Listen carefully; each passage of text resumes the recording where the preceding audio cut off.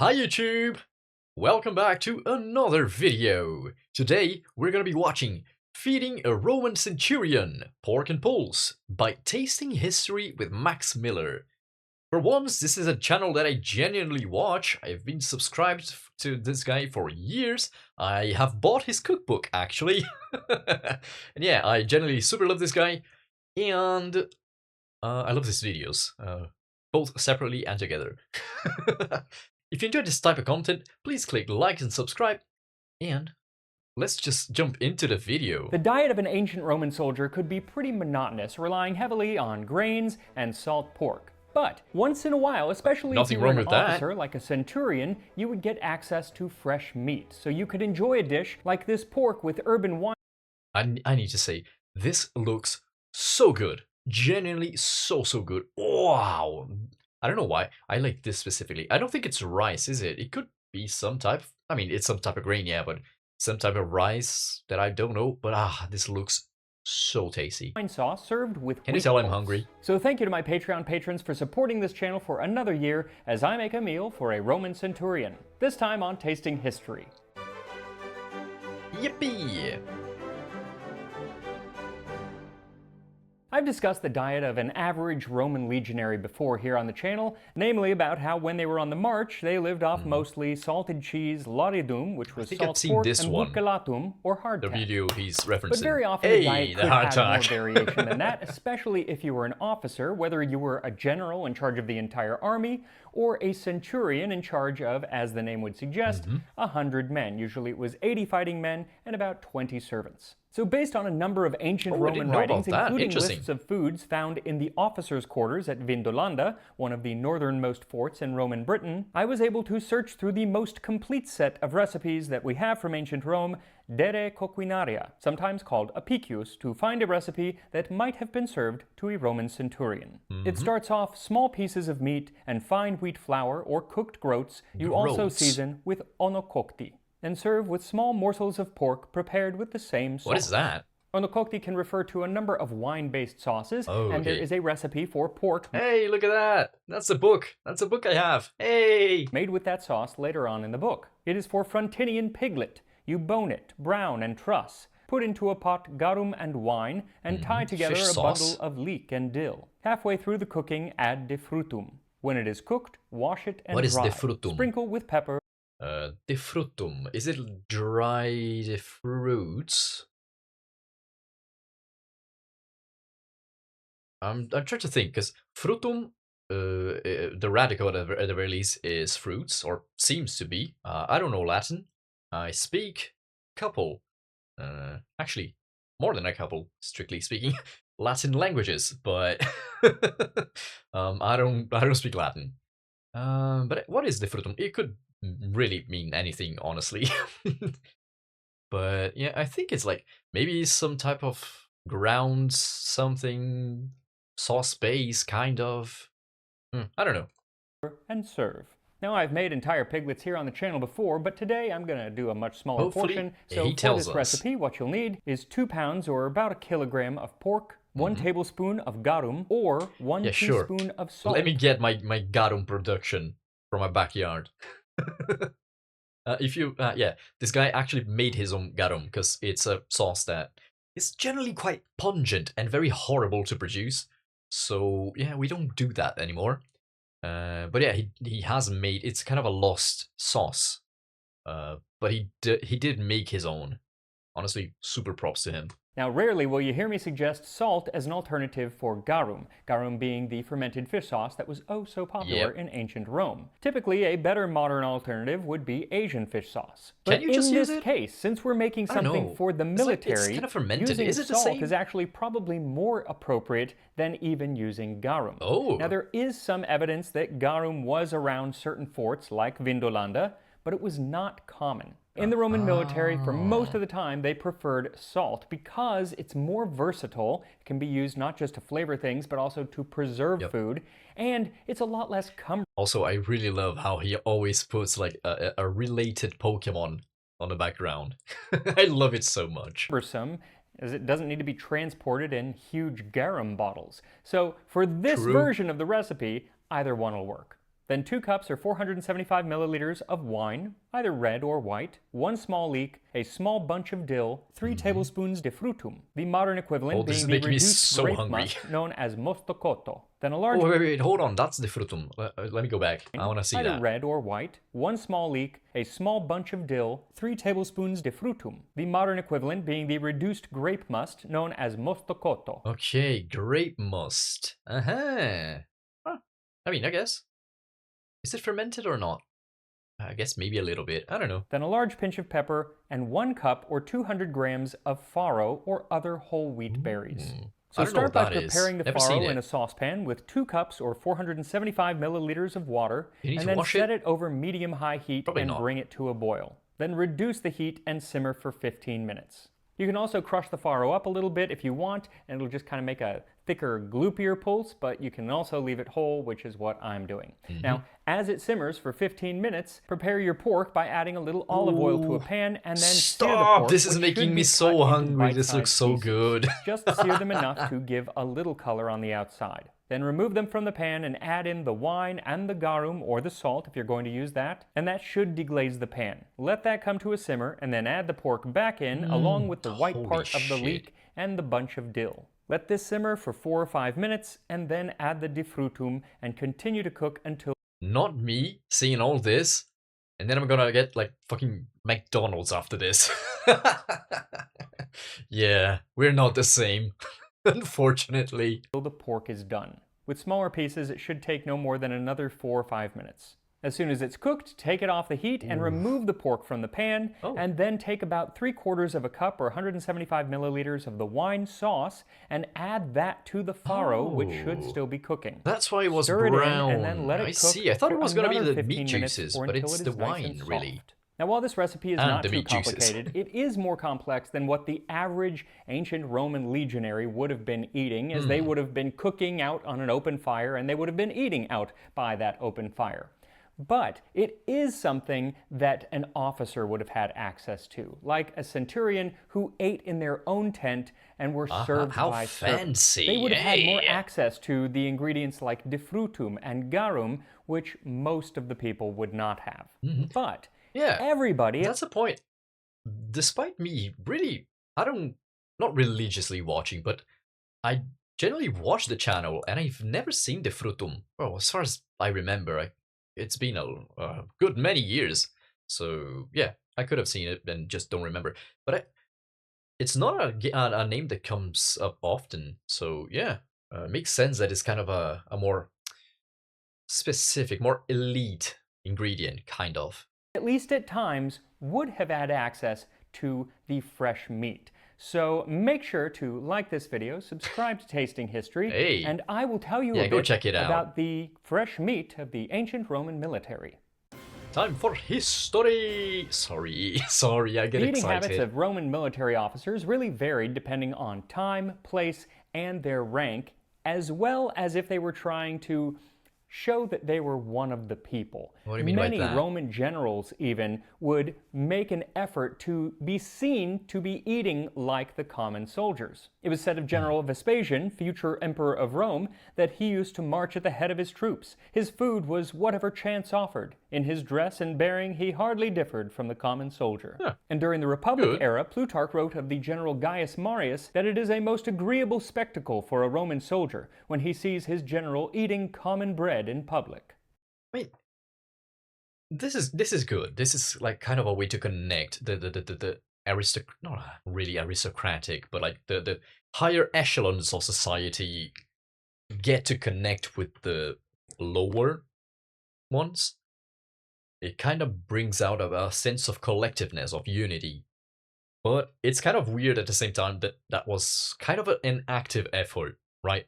I mean, I guess they were taught to do that to the point where it didn't become like super unnatural, but it is kind of weird. Like they genuinely often have their own private spaces and their own like fancy ingredients, but they do have to actively try to mesh with the general populace, kind of, because they gotta make him feel like he's on their side, you know, even though he's kind of not really.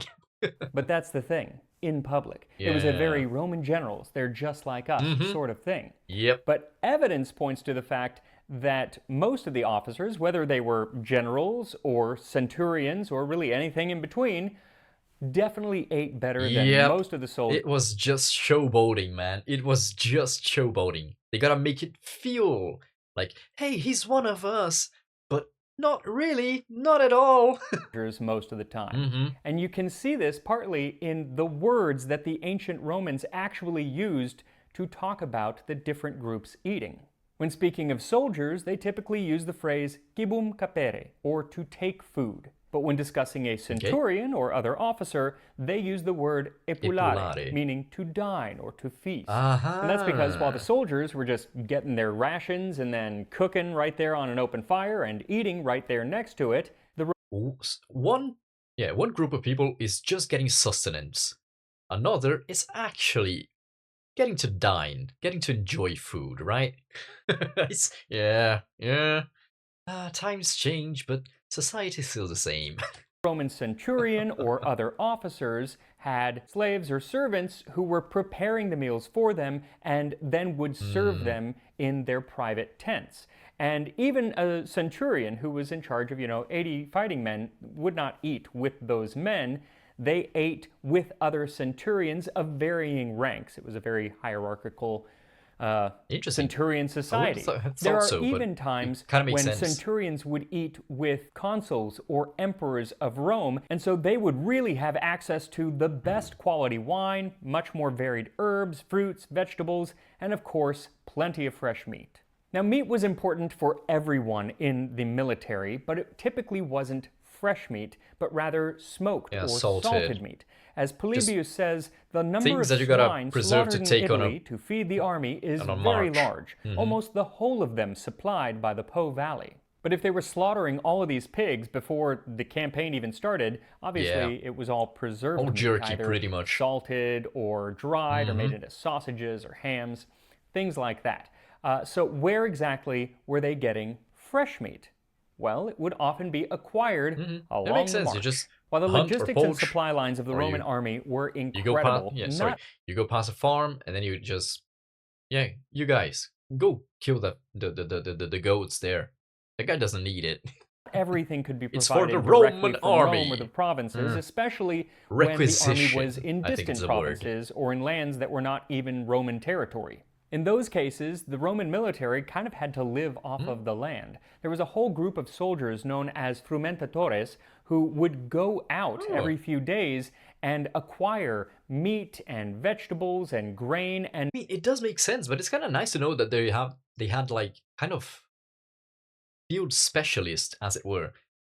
They were soldiers, right? They were part of the army, truly, but they were also part of a select group that would know how to get food from foraging and hunting and off the land. This is cool. And other ingredients for cooking. It makes perfect sense, but I never thought about that. Simply foraging for food, but very often it meant purchasing it from local people. Sometimes, so I get it. In a nice way. I stand corrected. Kind of forced purchasing, and then there were times when there was actually pillaging, but it was not as common as you might think. And as the frumentatores gathered meat and other food, there were also aquatores who sought clean sources of water, and lignatores who gathered firewood, and then pablatores who collected fodder. The fodder fed the horses and the pack animals, but also fed another source of fresh meat, and that was the herds of animals, usually cattle, that accompanied the army, which were used to produce cheese, milk, and when needed, meat, which was prepared by the group. This is like a bunch of stuff about marching to war, like actually on a campaign, that we don't really think about, right? Like, I don't know, I at the very least don't think about. We are generally far too accustomed to the thought of a fantasy novel, right? Think Lord of the Rings or any D&D campaign, where you just, I have my bread and my jerky, and maybe we can forage something while we're there. But no, truly, Romans at least is what I have some familiarity with. They really had like proper herds with them, which is kind of weird, but it really does make sense. If it is truly a long campaign, you need the logistics to actually pull it through. right? It's very interesting. I love this part of like this detailed part of history about something that we don't often think about. This is kind of why I love this channel. There's a lot of this. Group of butchers who also accompanied the military. Now, some of these cows, along with pigs and sheep and goats, were slaughtered purely for food, but more often it seems that, at least in larger numbers, they were slaughtered for sacrifices to the gods. Part of history that I don't generally or purification think about. of the army, which helped to ensure success in battle. It's kind of like thinking about the Romans and the Greeks religion. Like speaking of religion, it's weird sometimes to think about it. What we hear about in the mythology is not just mythology. It's not just a story. People actually did that, right? People genuinely sacrificed animals and made offerings to like multiple gods and like energies. It's not just a story. People did that. It was a practice. It's super wild to think this is not a fantasy story. Is what I mean. It's history. It's so cool. Like before the Battle of Philippi, the army of Brutus and Cassius distributed great numbers of cattle for sacrifice among their cohorts. And then the meat would be cooked and served to everyone, no matter their rank. And I don't think it really actually worked because Brutus and Cassius lost that battle pretty bad. Well, you know how the gods Mark are. Antony. Very whimsy. And Mark Antony's army was Whimsical, actually running low on supplies, and so they had to make sacrifices of just wheat. So maybe the sacrifice didn't really matter, and it was the general in charge of the army that made the biggest difference.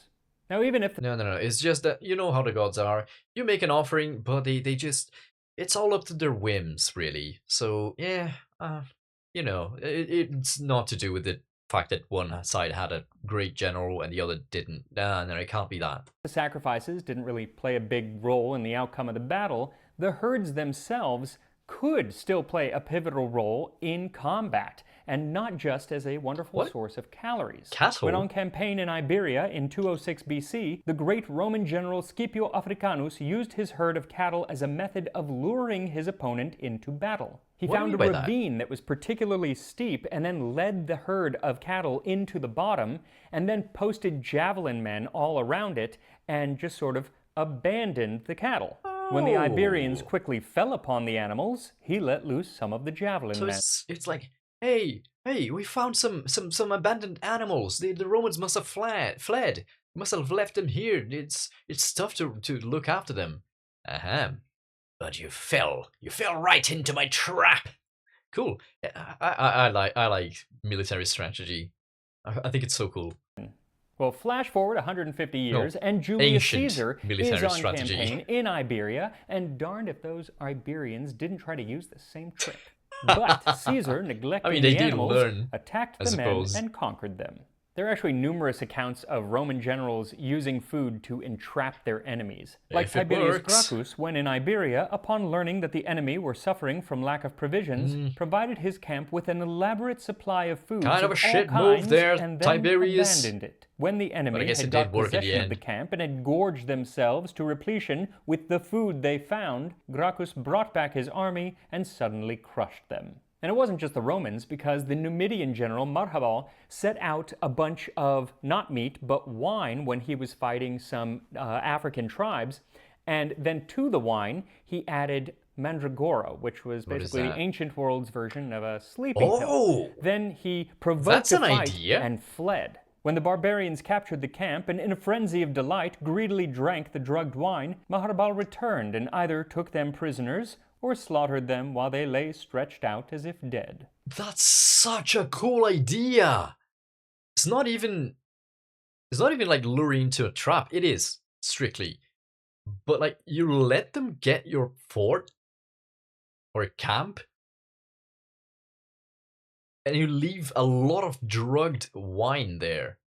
Holy shit, that's a cool idea. So in celebration, like, oh yeah, we took the camp. Yeah, it's a victory. Let's celebrate! Wine for everyone! Look at all that we got here! And it's fucking drugged wine. This is so cool! Wine was actually just as important, if not more important, than meat to the Roman military, because a liter a day, which is what they typically drank, had 700 calories in it, And wow, that's nutrition, both actually. good wine Hey. or bad wine that had gone sour, or just pure vinegar, was a wonderful antiscorbutic, meaning it stove off scurvy. Or is it staved off scurvy? I'm not sure. Stove off scurvy? Staved Good off scurvy? question. I don't know Either the one. answer. Anyway, it's actually guess meat it's that we're talking saved. about, so I'm going to get back to the meat. Now, we've seen that the Roman military had multiple ways I don't of know, getting English is meat, whether fucked. it was foraging or pillaging or purchasing it, or having the herds come along with you. But what happened when the military was besieged in a city? Well, typically that actually just meant the end of the meat ration, unless there was a river nearby. you can For when the fish. inhabitants of Mutia were is it blockaded by something Antonius, else? Hirtius sent down the Scultena River carcasses of sheep, which were received and thus furnished the necessities of life. Oh! Now, as important as fresh meat was to the Cool. military diet, it was kind of seen as a luxury by most of the soldiers.